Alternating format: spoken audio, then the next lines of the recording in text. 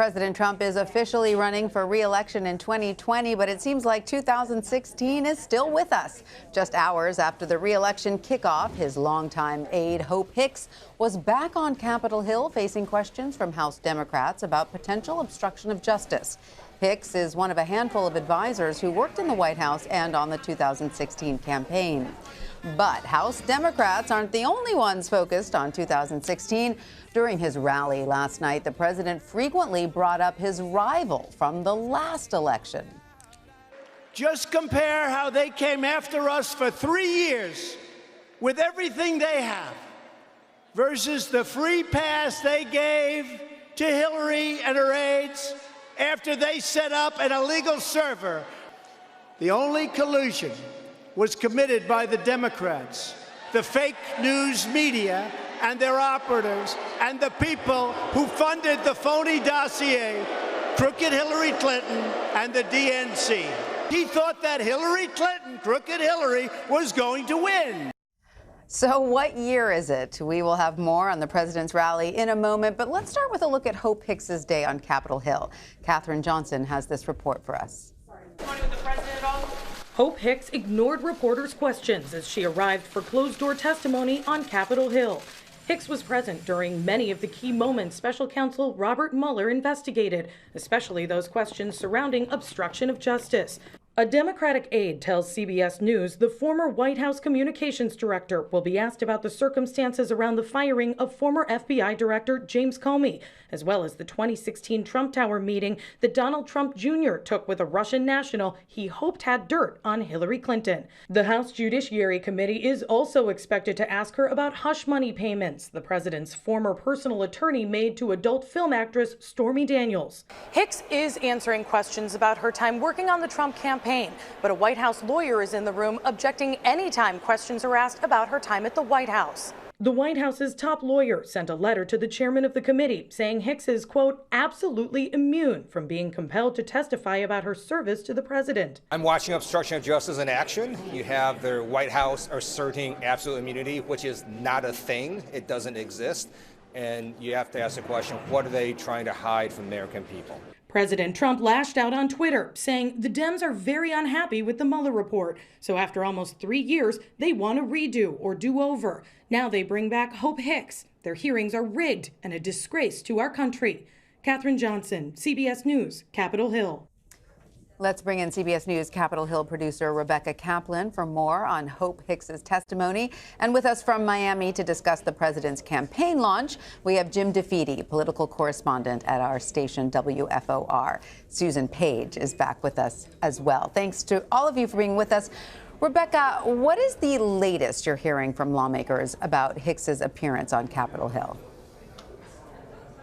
Well, as we just heard, they got a chance to ask her really only about her involvement in some of the things that happened during the Trump campaign, because the night before her testimony, the White House informed the Judiciary Committee that White House lawyers were going to block her from talking about anything pertaining to her time as a senior advisor in the White House, saying she was completely immune from testimony.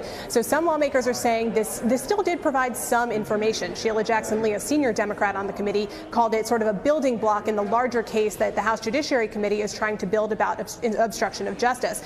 For an example of one moment lawmakers actually were able to ask her about, Madeline Dean, a Democrat from Pennsylvania, told us she asked Hicks about one of her past statements that there had been no communication with the Russians during the campaign. Now, Dean followed up on that, and Hicks did admit in there, Dean told us, that there were some emails and interview requests from the Russians, but that Hicks did not consider those to be contacts. So, Dean found that very unsatisfying. She said, I do consider those to be contacts. So they really tried to delve into some of these pre-administration issues, but there was still a whole swath of time that they really weren't able to talk about. And Rebecca, remind us what exactly Democrats wanted to hear from her.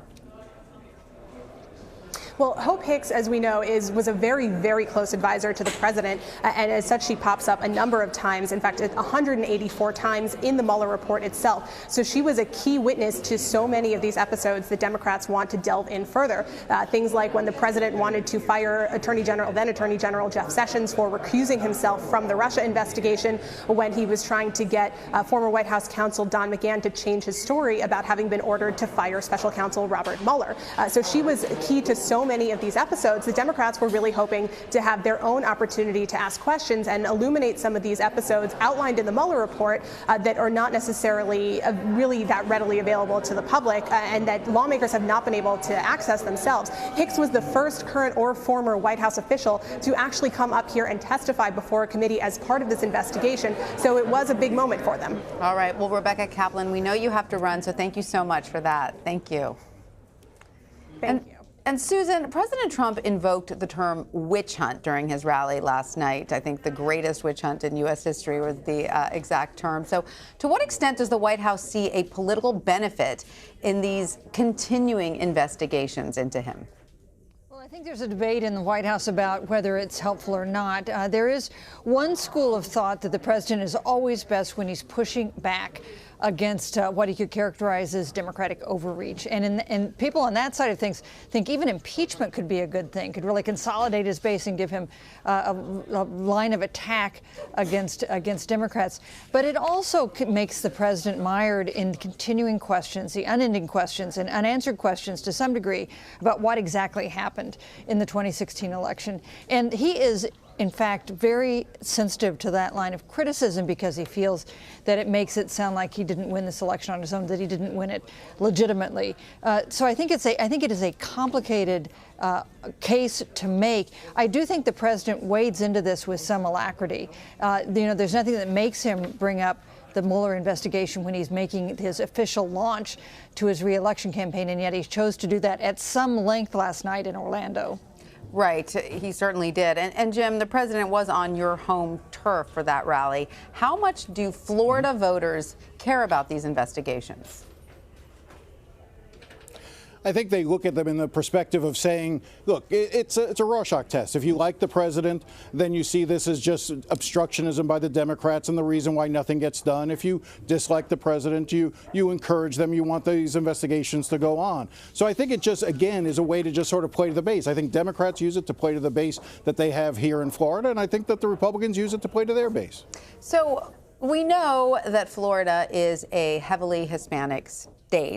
We heard the president bring up border security during his kickoff speech last night. What kind of line does he have to walk when discussing those issues, specifically immigration issues, in states with such a large Hispanic population? Jim.